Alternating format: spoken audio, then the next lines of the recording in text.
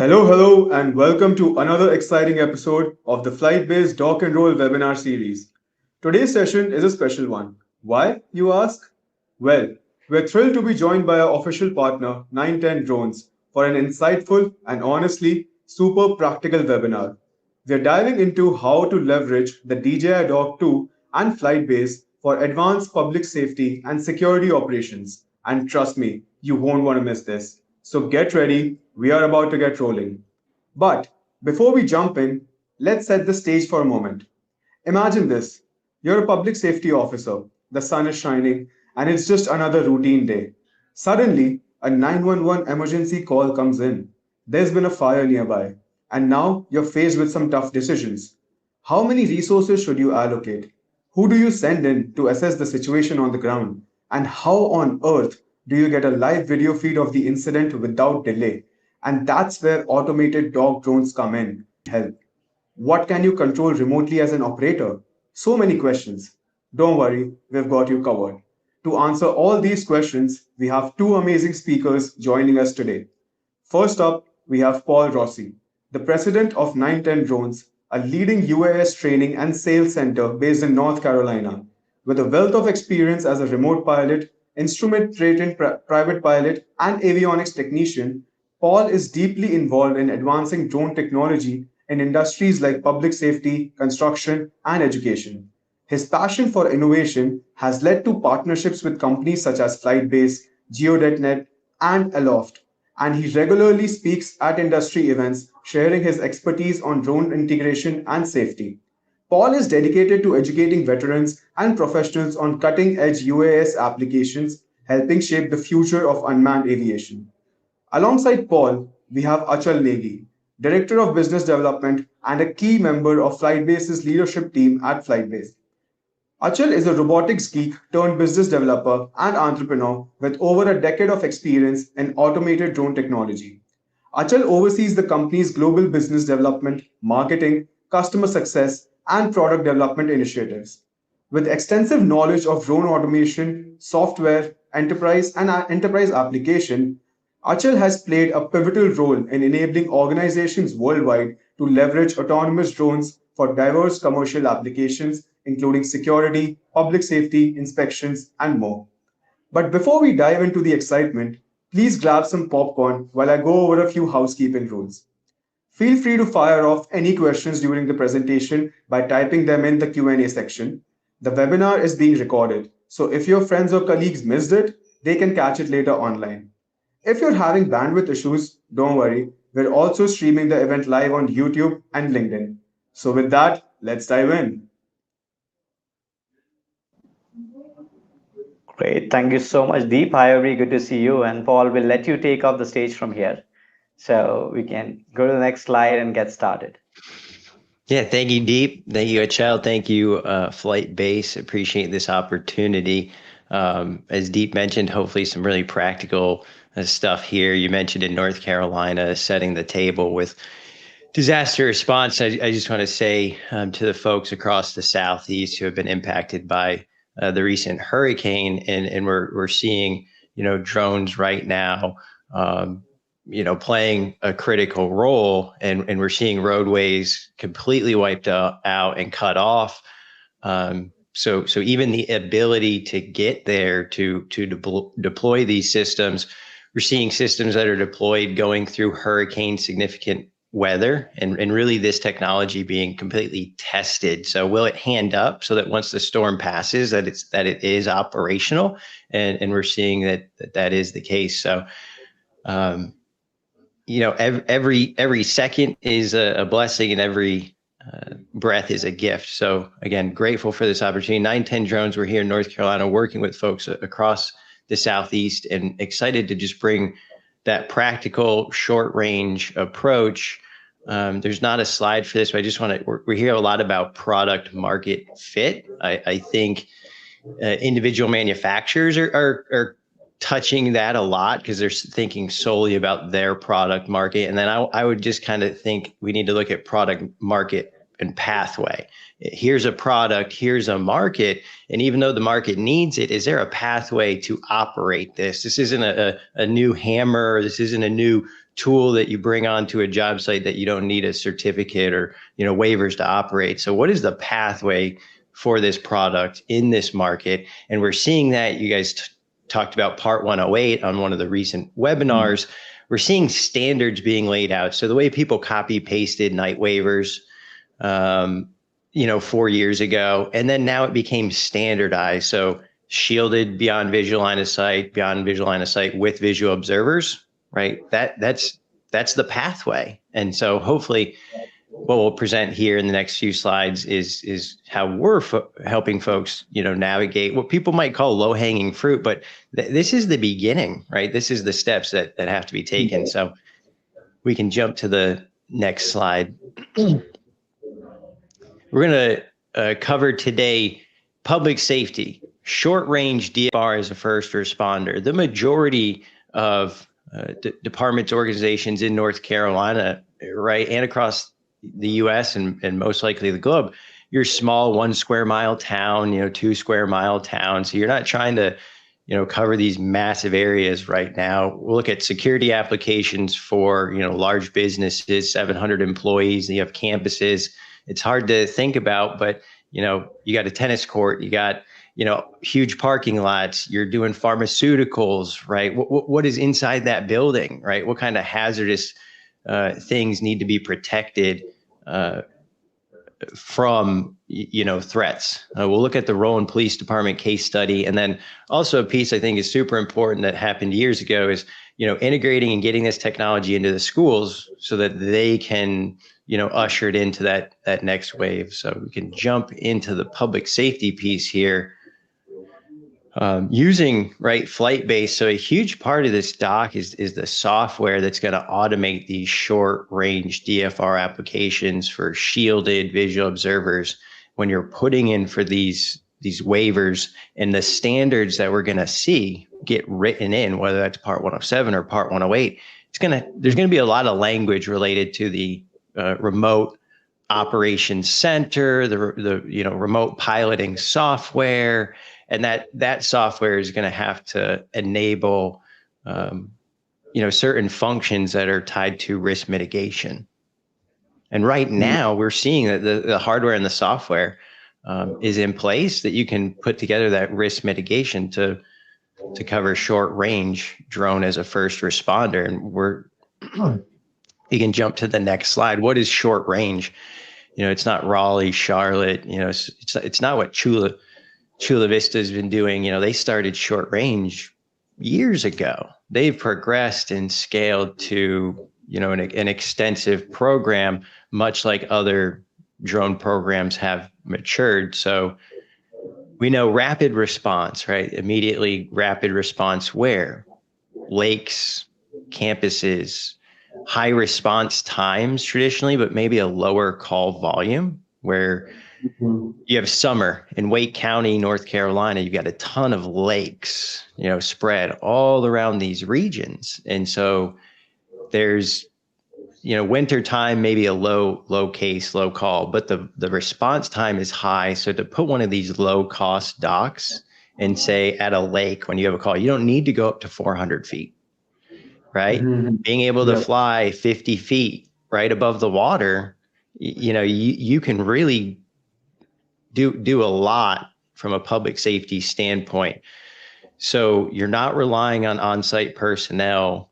You're getting that real-time data, short range, not over very long distances. Apologies, sorry. I was like, what's that noise? Somebody else, my kid would say, what's that noise? It's your phone. And it's low frequency, high stakes operations. It's the mindset here when you look at the ROI. And if you want this thing to deploy 5, 6, 7, 8 times a day, high redundancy, and it's doing this 7 days a week, your investment that you can put into it is much higher.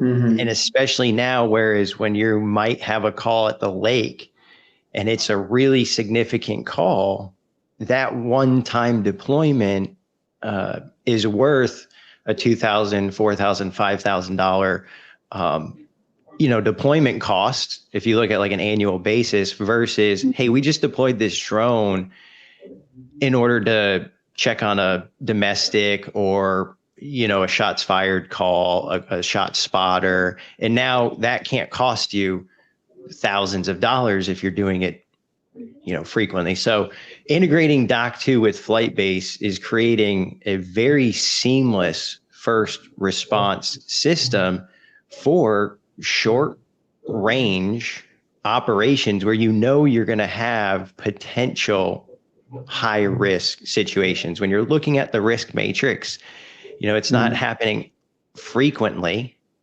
right? It's infrequently, but when it happens, it's a catastrophic, right? It's a very significant, threat, cause, damage.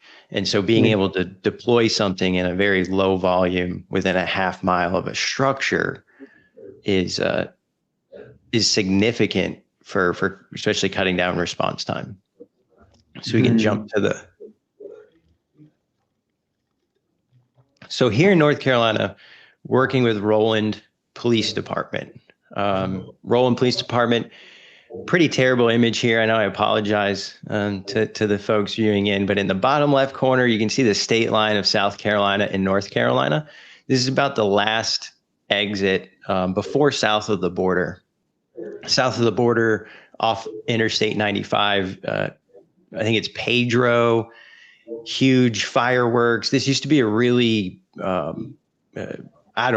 booming, if you could say, place decades ago, where people would go to get their fireworks. It was a huge stop off of 95. Now it's become, a very rundown location that is still, when you think of trafficking, when you think of, movement between Florida and New England, this is a highly traveled area. The line on the bottom, in the bottom right, that's Interstate 95. So Roland Police Department, it's about a square mile town, a little less than that. Using a DJI Dock 2 with FlytBase, deployed at a high location in Roland, North Carolina, using visual observers, right? So instead of training up a ton of officers, they have a few folks, they've been operating drones, but they want, when the lights go down in Roland, they completely go down, right? It's not bright. It is dark. It is very easy potentially to move in and about. Now, if anything ever happens on Interstate 95, this waiver is going to allow this drone to deploy and see a tanker turnover, a massive traffic buildup, a significant thing that would impact, traffic between areas. We had significant flooding in 2018 in Lumberton. Interstate 95 was completely covered. How can you get image and data as quickly as possible? So it's things like that, because there's a lot more Roland, North Carolinas in the state than there are Raleighs and Charlottes and these other big areas. And again, they don't have high staff. They don't have lights. They don't have the other, camera technologies that's going to enable them to monitor, these areas. So go to the next slide. And there is like one or two jokes. I think I have one joke in here. So for folks, if you're waiting for a little humor, we'll get there. With visual observers, exactly, what I outlined here. The one thing I didn't mention, this quote is super important. And for folks in emergency management, this is the mentality that they have. This is the post 9/11, right? After the fact, all of a sudden our mentality for planning changes, but because you never know when the day before is the day before, you prepare for tomorrow. And again, these situations with, a nautical mile, shielded, you get real-time imagery, and they're responding, now they have the ability to respond to emergencies on Interstate 95, which is significant. And I think as more entities develop DFR solutions, you're going to see this envelope. And at the state level, we have a couple other DFR applications across North Carolina, but they're building a map because you're going to start to have these overlapping, operational envelopes where now you're kind of securing the whole state. You do your part, right? And then everyone's supporting each other. So we go to the next slide. Yep. And so we think public safety, right? Public safety, like for the public. And that's, the big thing people jump to and they think, that's the mass. You're helping a large amount of people at one time. But this technology is also heavily already involved in the construction space and some of these other like shipping yards where you have product moving about, the ability to automate security patrols, but business and construction sites. Here you can go to the next slide. But was a 20-story. We work with a company, Clancy and Thays, integrating it into their VDC and BIM. And we're starting to see with the drones, you're leaving these at the construction site. So what are they doing at night, right? What are these systems? What is the other value add for this technology? But then also at your areas like malls and businesses like pharmaceutical, research companies, manufacturing plants, because you're protecting, right, the information inside. And to be able to leverage this system in the evenings, construction sites from damage, theft, safety, again, you're doing this not over a large area. This is, acres. This is, a small footprint where you can remain within that half mile and you can have that shielded operation and still get the information. You don't need to go to 400 feet to monitor the area around the patrol the border of a huge, logistics warehouse fulfillment center. Yeah.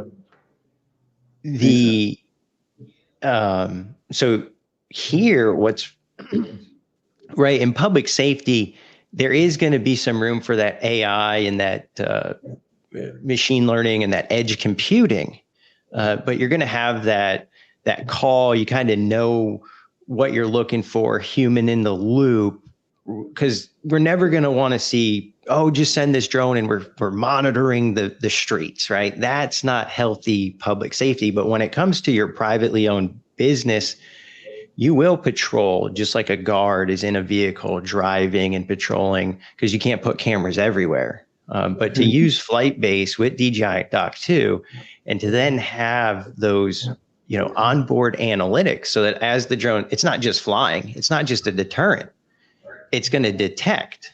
So now you have that threat that has entered these environments, even with a human in the loop. Sometimes the human isn't paying attention. They're grabbing their cup. They're, taking a sip of coffee. And in the movies, that's always when the person slips in, right? Is when that person's not paying attention. But when that drone is actively monitoring its field of view using, AI, it's going to really enhance the security and the surveillance aspect. And again, you're not having to go 5 miles, 6 miles beyond visual line of sight in a high risk environment. You're doing this in a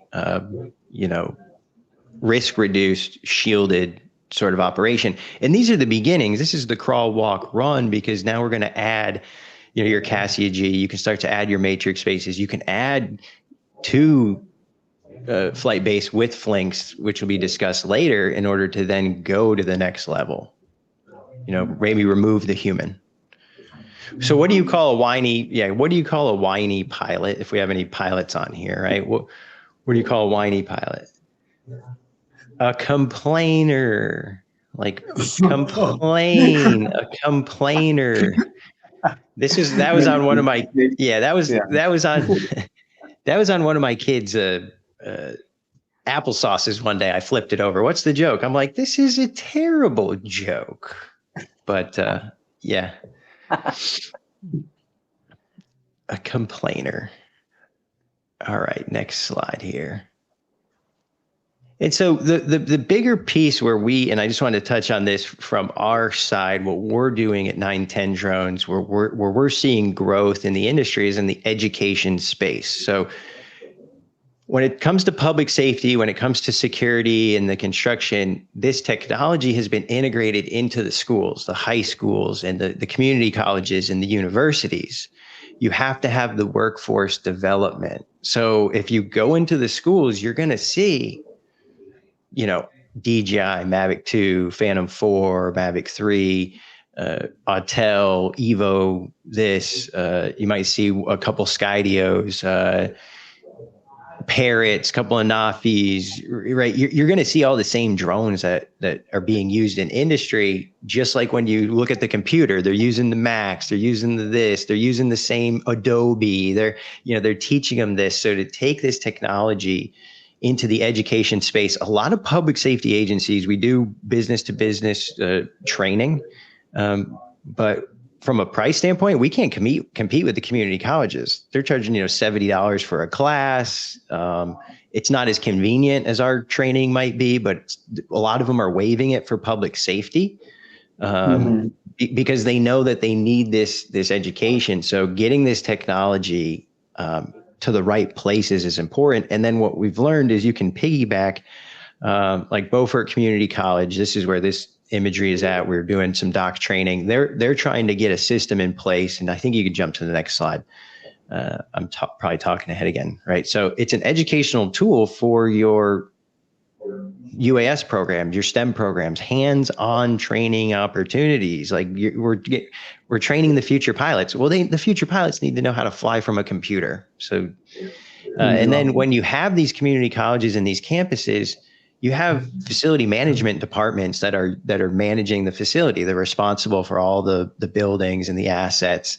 And so while the students are flying and piloting, they could be doing automated missions, making maps, taking photos, doing inspections at a real use purpose and providing that back to the schools. And then it's a tool for if a disaster, just piggybacking into that. If anything ever happens at that school, it's an asset that's potentially deployable. Maybe it's accessible to public safety, right? The local public safety could also access it. And so it's the hardware and the software. The hardware is, it's like showing them a microwave, hey, this is how you open it and this is how you press the button, you plug it in. Oh, okay, the microwave's great. But what if you could control that microwave? And here's an idea if anyone hasn't done this yet, right? Can you have like a web-based microwave, control suite for all this kind of stuff? But the students need to learn that aspect. So big on integrating the technology into the schools. So you can go to the next slide. And that's probably true for a lot of states. If you talk with folks in public safety, they're probably seeing a lot of community college support when it comes to their education needs.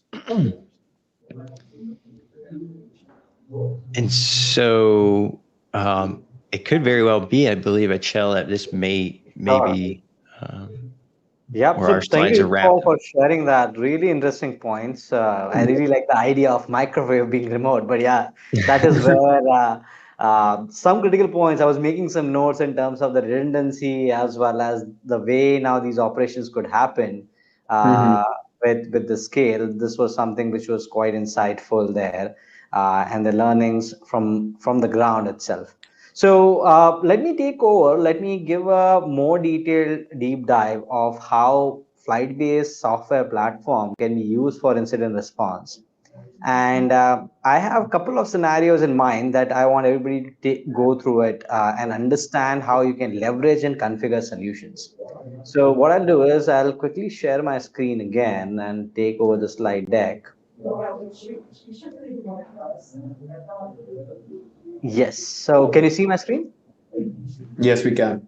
Awesome. So the whole topic again where we're going to deep is let's look at a couple of use cases. So let's look at emergency response use case and how can we leverage FlightBase as a software platform to integrate emergency response workflows with the automated drones.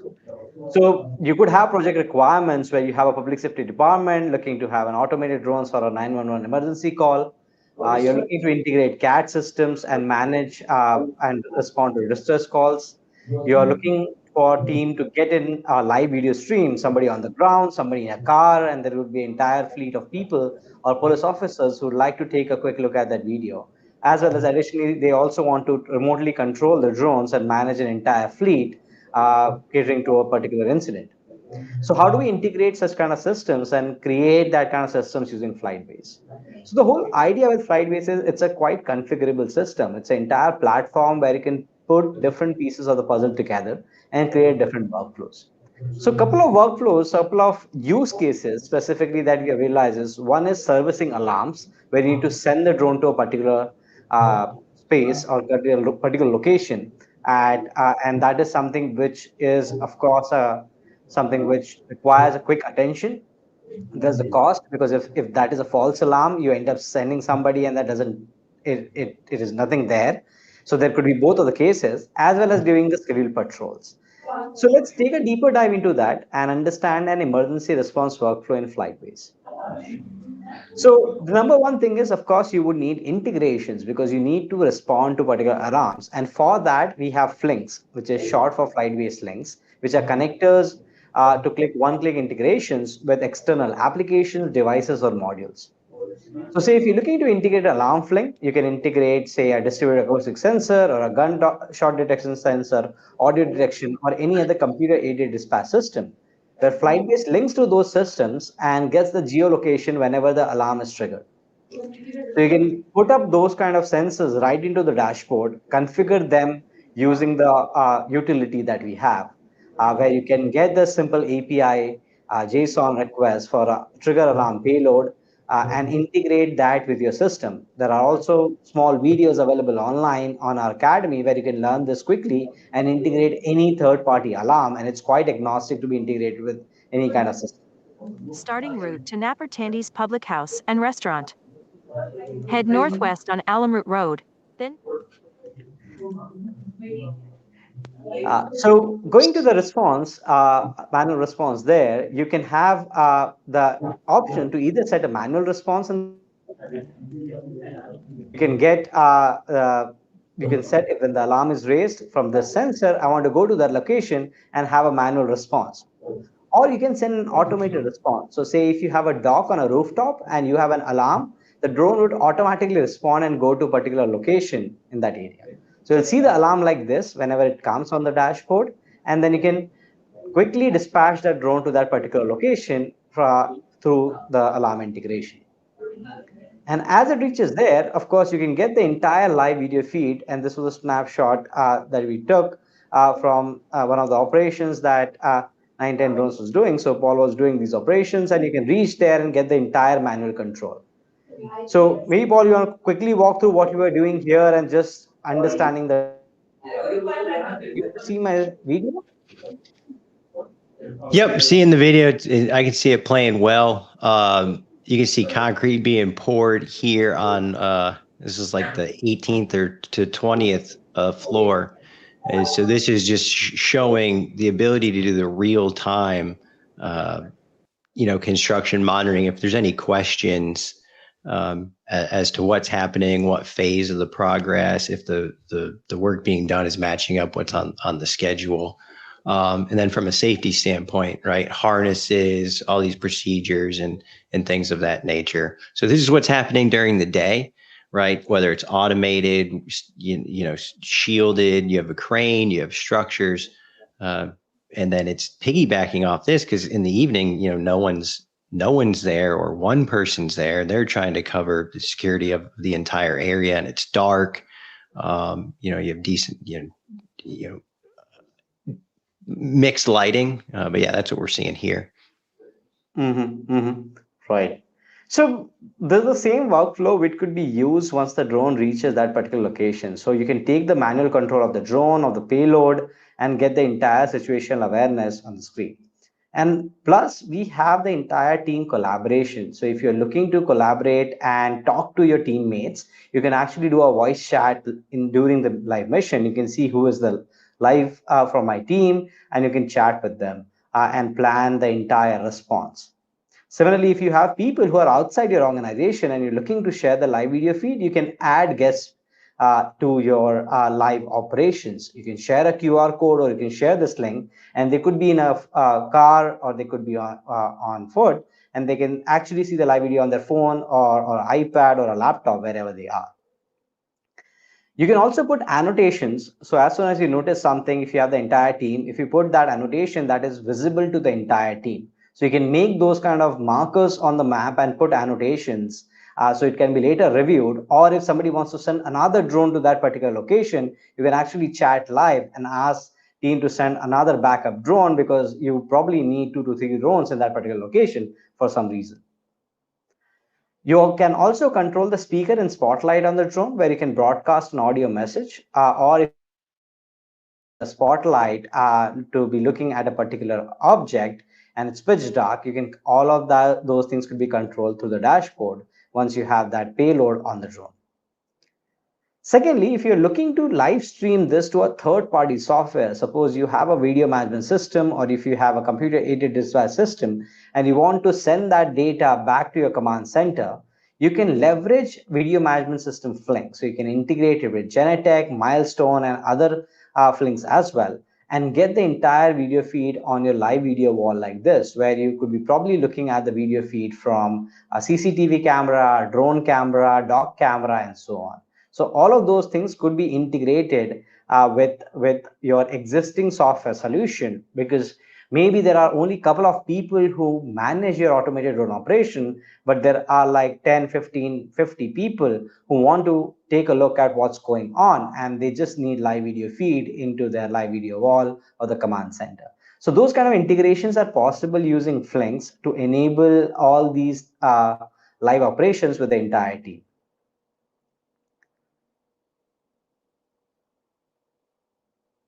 So once this is there, of course, you need some assistance, and that is where integration with AI comes into the picture. So with the AI detection module, now in FlytBase, you can integrate AI detection and have automated detection of vehicle and people. So as you're flying into that particular area, you can get that detected, you can see the count on the dashboard, and all of this is being logged. So you could be flying, say, for a patrol or an emergency response, and the drone is looking and searching for something, and you can get that data live on this.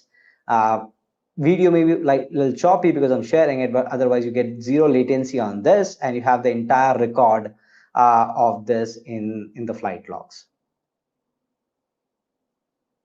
So in the flight logs, you'll see all that data being stored, and you can access that in the later stage as well. And you can see all the live recorded videos that AI detected during that particular mission.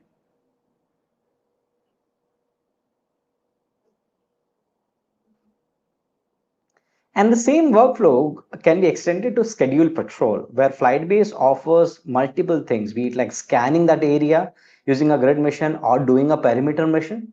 You can plan all of that depending upon how big of a site or area that you're covering.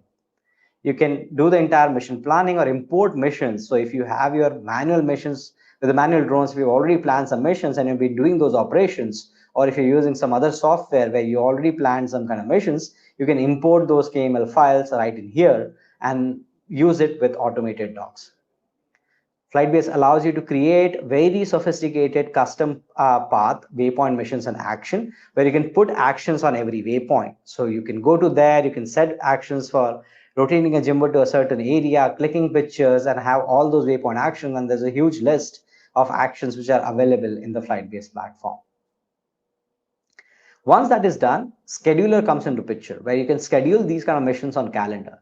Now we have multiple departments, security department, emergency response departments, who have scheduled patrols where they're flying every hour or every day, where they can have these kind of missions planned on the calendar, and it can automatically get executed. In case of the mission fails due to a weather situation or a different situation that has happened, you get notified on your email and get all those notifications right in there. We'll see that feature in a bit.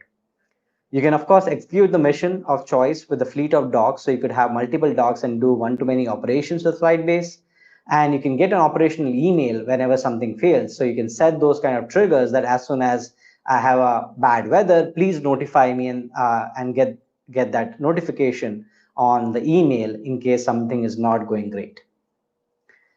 Once the mission is done, FlightBase offers detailed flight logs where what was the drone path, what was the media capture. You can play back that mission, you can generate a PDF, or you can share it with your team right in from the dashboard.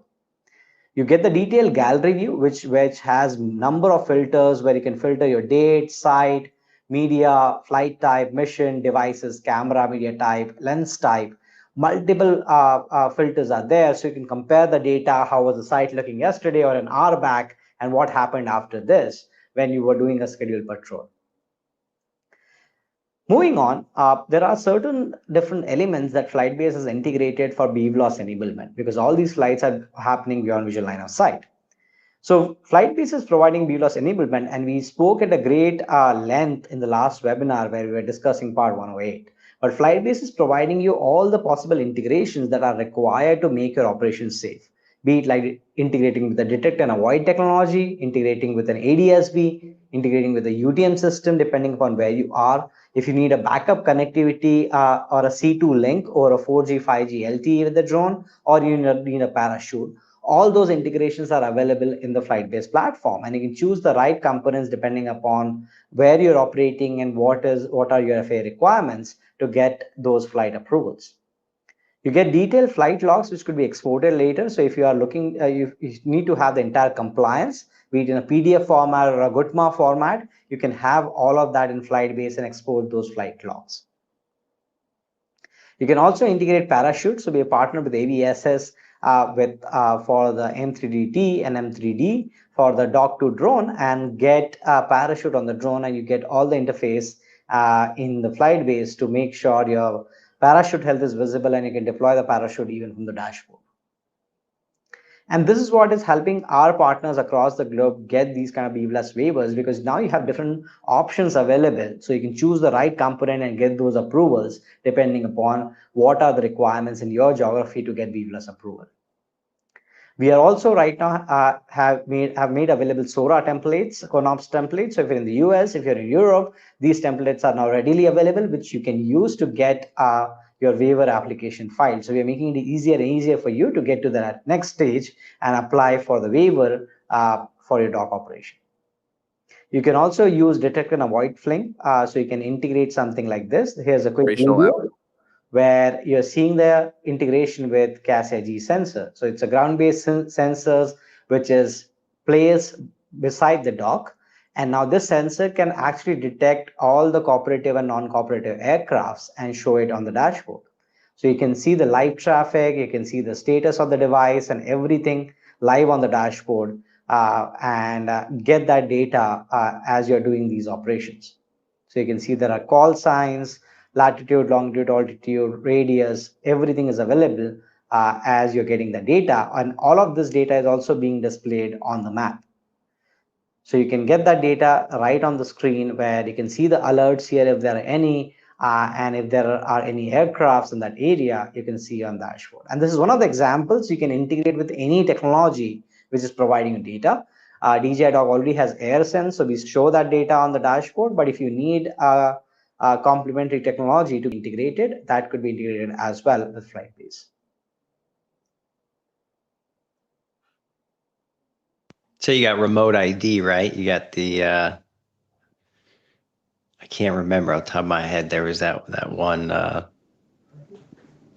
plug and play type module where you can start to ingest the remote ID for BV loss and right. layering all this together. Yeah, it's the standard, and then you mentioned what is the operation and which of these standards do I have to apply, and they aren't necessarily standards yet because it's still coming in the form of a waiver, which is again the pathway. It exists. It's not super clear, right? You got to do a little, get a little machete, a little chop here and there. It's not a golden brick road yet, but it's navigable, and certainly FlightBase is helping. So. Just wanted to add. Right. Absolutely. I think things would get streamlined, like we discussed in the last webinar with part 108 and things coming up. But it has become quite as you said, navigable, where we can actually navigate around it and get there with all those things. And I think it's just a matter of time where we would get there, but this would become more and more seamless. But yeah, from the technology standpoint, the whole idea here is that you have the right set of technology available, which you can plug and play, and make sure you're actually doing the operations which are safe, right? So one is on the paper, where you have to get your approvals, but of course, when you do these flight operations, a remote operator would need all of that data right there for BVLOS and the compliance. So moving on, you can of course have all these data logs and reports like we spoke. And another concern that everybody is right now getting is of course around data security.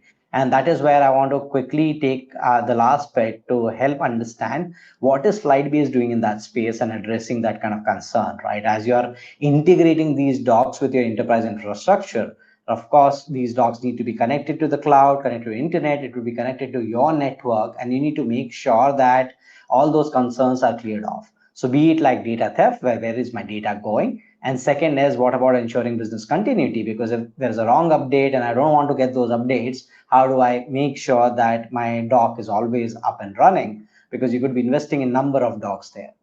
And that is where FlightBase has introduced FlightBase Shield, which allows you to get the entire view of how things are moving with the dock. So you of course get the entire picture of how the dock is performing in the maintenance tab. And in this tab, it provides you a detailed view of different servers where the dock is reaching out.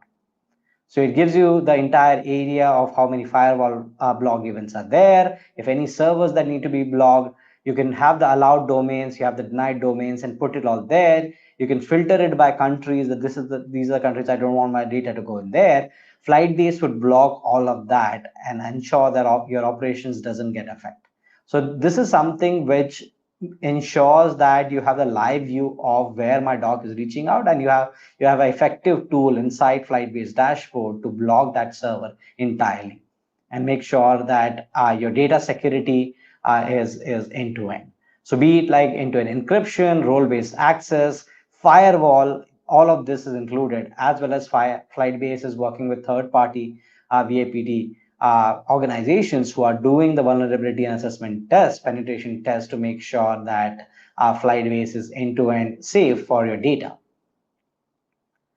We are also SOC 2 Type 2, ISO 27001 and GDPR compliance. So if you need those kind of certification compliance, you can reach out to Paul or FlightBase, or we'll be able to help you with those kind of certifications to get all the IT approvals from your IT department if required. You can also offer an on-premise and air-gap system. So if you're looking to deploy FlightBase entirely on a server in your office, that is also possible.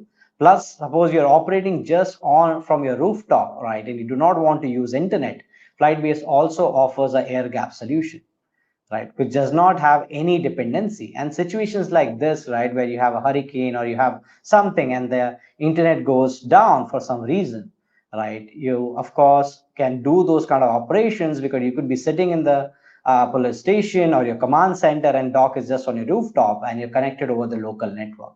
You'll be able to do those operations very reliably without any dependency on the internet. And that also offers you the maximum protection in terms of the data security, because you're off the grid, right? You are not connected to the internet there. So these are the options which public safety companies are also looking at. A lot of partners, a lot of police departments are looking at this because they do not want that dependency neither on internet as well as have the maximum data security that could be possible with not connecting dots to the internet. And to understand more about the cloud offerings, FlightBase offers two offerings, and these are designed for separate use cases or separate ways, the way you operate. So there is FlightBase Zero and there is FlightBase Enterprise, and it offers a range of different features depending upon what you're looking to do. So Zero is for people who are looking to just get started. Zero does not have any limitations of number of docks that you're using. You can add as many docks as you want, as many team users that you want to add, and you can manage all of that. It's a pay-as-you-go plan where you can get started with the Dock drone operations for free. There's no cost. If you have a Dock today, you can get started FlightBase Zero. You can reach out to Paul, and 19 drones will be able to help you with everything to get started FlightBase Zero. We'll provide you the support to get started, and it's a pay-as-you-go model. So you only pay for the video via minutes as well as the storage, and do all those operations where you can set up your remote op center, get the security, data security, do one-to-many operations, have the entire fleet, team and device management, and you can integrate joystick, you can share live video feed with guests, as well as annotations and sync map. And all of that just requires you to have 15 minutes, and you'll be able to go up and running without spending anything on the software and get started. And once you go to your scale operation, that is where enterprise has been designed. So if you're looking to have the entire end-to-end data security with FlightBase Shield, the dashboard that we saw, if you're looking to readily integrate alarms and video management systems, you're looking for enterprise-grade support, as well as support for IT compliance, BVLOS, and so on, FlightBase offers all of that with 150,000 VVM. So you're covered for per dock as you're going with the enterprise. We also offer assistant with our partners, so you can get the BVLOS approvals as you're doing these operations, and it has been designed for scale. So these are the two pricing plans for the cloud, and which help you get started quickly. So if you are already looking at docks, you are looking to buy one, you can just get started FlightBase Zero and do all those operations. And as you go to the scale and with these integration, you can upgrade to FlightBase Enterprise. So with that, I would just open up for Q&A. And yeah, Paul and I would be happy to take any questions. If there are any in the Q&A tab, I can see a few of them right here. So Deep, why don't we take some questions?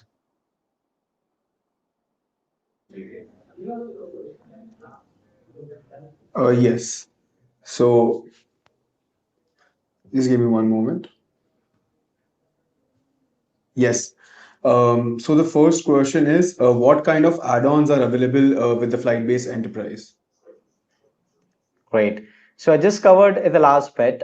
So you can, of course, have add-ons with alarms and video streaming. So those two things are already integrated, available into the platform. So Alarm Flink and the video streaming Flink. So Alarm Flink is agnostic to any kind of sensors, any kind of system which can generate a trigger, and you can integrate and get that trigger on the FlightBase dashboard to dispatch a drone from the dock. And then you also have a live streaming of Flink. So if you want to live stream this, the videos that are coming in from the dock and the drone, you can live stream that to a third-party software or RTSP, RTMP, or a HLS live video stream. So those protocols are pretty common with video management system, computer-aided dispatch systems, and so on. Yep. Thank you so much for the answer, Achal. The next question is, what happens during a link loss? Sure. So I can take that up. Maybe Paul can add that as well. So of course, the link between the dock and the drone, there are multiple links. So the link between the drone and the dock is, of course, the proprietary DJI link on the OcuSync, which is pretty reliable there. If you lose that, of course, the drone remembers the home location and would come back and land. If you lose the link between the dock and the internet, right, still there are fail safes where you can configure where if the internet doesn't come back, once the drone can continue the mission, do it on its own, and come back and land once it is done. So since all that intelligence is built in with the drone and the dock, even if you lose those links, the drone remembers where to come back and land. Anything else, Paul, that you like to add to that? Yeah, I would add that's a huge part of the risk mitigation. And when we start to unpack the con ops for any operation, public safety, security, inspection, whatever it is, lost link. What if you lose connection between the dock? Because the dock is the remote, right? And you've seen some docks where they've integrated and put the remote inside the actual dock, but when you're looking at the DJI Dock 2, they take the components of the remote that are required for connectivity and just put it inside, beefed it up. We were out about a nautical mile, and we had strong connectivity. But from a risk mitigation, if you lose connection between the dock and the drone, now you're not getting video. You have no real-time information. What is the safest thing to do? A drone is going to come back and it knows where the dock is. It still has GPS. It still has situational awareness. So it'll immediately come back, and it's going to continue to attempt to regain that connection. Another thing when we're talking about docks is also the connectivity between the dock and the FlytBase software. You're running on a hardwired, data cable. So you could see a loss link between the dock and the remote operations software. And then in that instance, operator has no way to control the vehicle. Vehicle has the memory. It still knows where the dock is. It still has GPS. The drone is going to return back to the docking station. Yeah. Thank you so much for that, Paul and Achal. So the next question is, can I upload flight-based logs to drone logbook? So the way I understand is drone logbook accepts GUTMA format, and now since we have that export options available, you can export this to a third-party software like drone logbook, and it would be able to pass it and show it to that. Of course, FlightBase has plans to bring one-click integrations with these platforms, so you can just tap on that and send it to drone logbook, air data, or some other software that you're using. But right now, you can download those logs in GUTMA format, which is a JSON format, if I remember correctly, or a PDF, and then export into third-party software. Got it. I'm The next seeing, question is, and sorry. I'm seeing, I was going to say, I'm doing my little research. I see FlightBase on the drone logbook website under partners. So that might be where that question is stemming from. But from an integration, I would add to that, it's trying to have that direct integration. So in the future, that Flink, right, the flight links, in order to, you do your flights and you're using drone logbook as one of your, fleet management, pilot management tools. Hey, let's just have that integration. Let's seamlessly connect. Right. Yeah, makes sense. So the next question is, what does a typical latency look like? Okay. So when all these operations that we're doing, you expect the latency to be less than 500 milliseconds if you have a good internet connections over like 10, 15 Mbps, and that is a very normal internet connection. And that is something that we typically see that, Paul, you see the similar numbers, or what do you kind of see in terms of latency? Yeah, I saw that question pop up. So I was like, oh, let me just bring up one of these docks and just kind of monitor it. So I powered the drone on, and it's just been hovering at 100, about 100 milliseconds, 150 milliseconds. Occasionally it our deployment, the one I'm looking at now, it pops up to maybe 200, 250, but consistently staying under 500.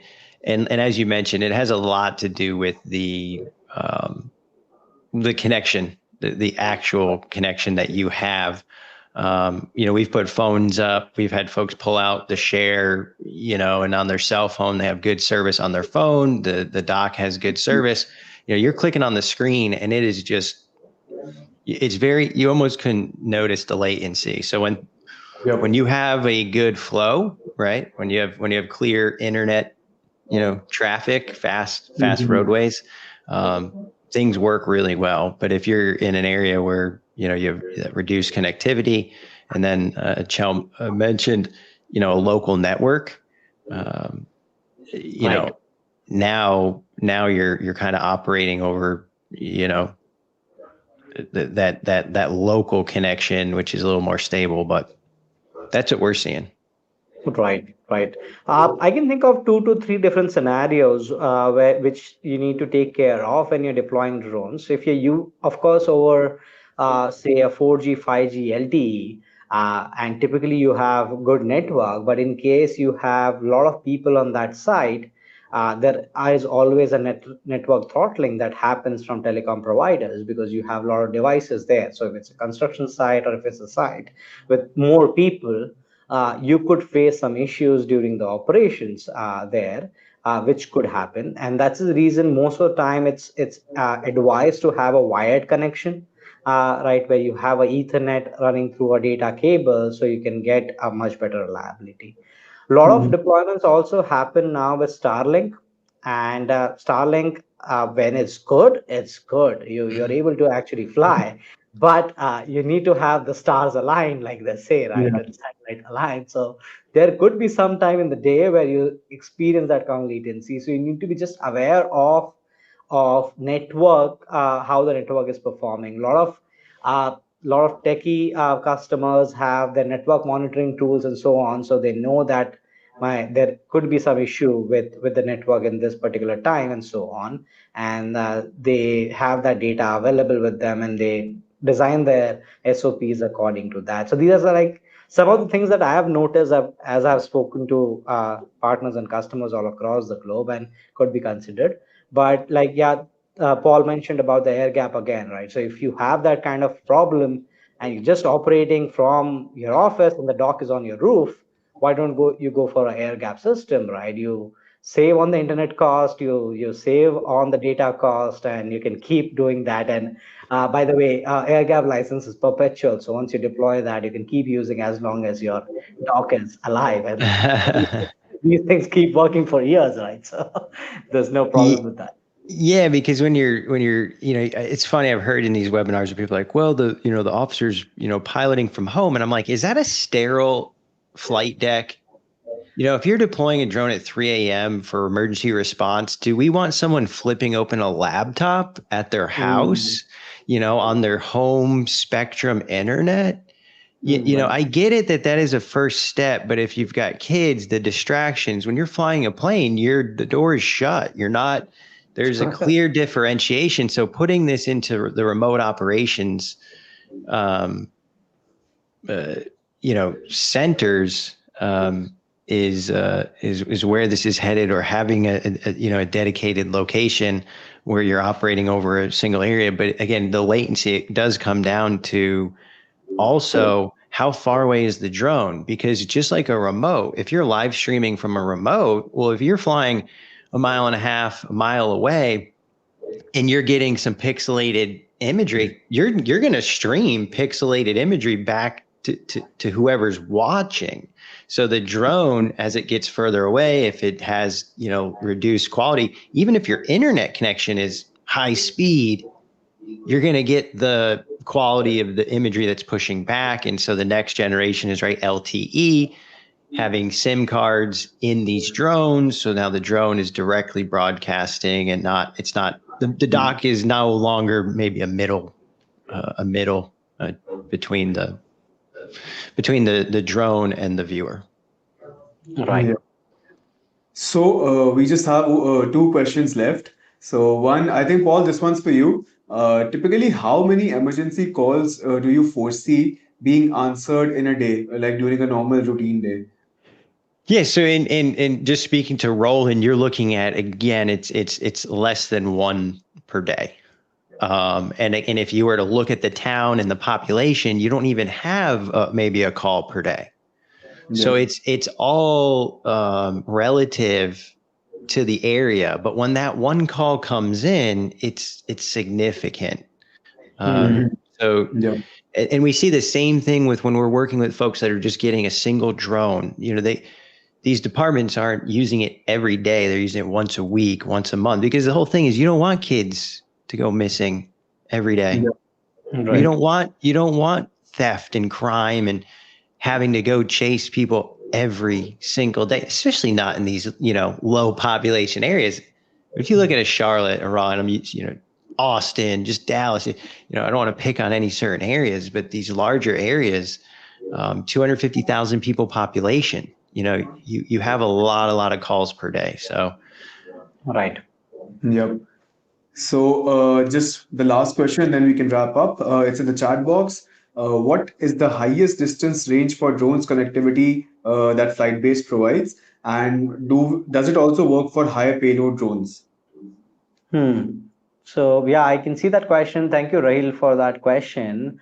Uh, FlightBase is primarily a cloud-based platform. We rely on the dock to have that kind of range from the drone. So the drone and dock specs are defined because mostly it's the RF communication range that the drone already provides, which are connected. as long as you have internet connectivity or you are hardwired over local network, you'd be able to fly as long as the drone and dock provides the range. The second option with FlightBase is having a 4G 5G module. So even if you're using a dock 2, you can have that. That module is not available in every country yet. It's only released in certain part of geographies, but other drones are supported where you can have a custom modules. But most of the operations are now happening over dock 2, and you'll probably need that as well. And the second question is, does it work for high payload drones also? Not specifically. There are few docking stations now available for M300 and so on. So M300 can take high level payloads, but there's no off the shelf drone and dock system, which where you can put different payloads out there. So yeah, I that is what I could make out of the question. If you have more follow-up questions, you can ping us, and we'd be happy to answer that specifically if there are any specific drones you're talking about or the docks that you're talking about. Yep. So I think we don't have any Q&A left in the chat and it's the Q&A section. So thank you so much, Paul. Thank you so much, Achal, for conducting this session. It was great, having both of you here to be able to speak on, how we can leverage FlightBase for public safety, security, and construction monitoring. Definitely a great session and would love to do it again. So yeah, thank you so much everyone who was able to make out their time today to be able to join this session. So yeah, we can wrap this up. Thank you so much. See you soon. Yep. Thank you, Paul. Thank you, Deep. Yeah. Thank you both. Really appreciate it. Bye bye. Bye bye.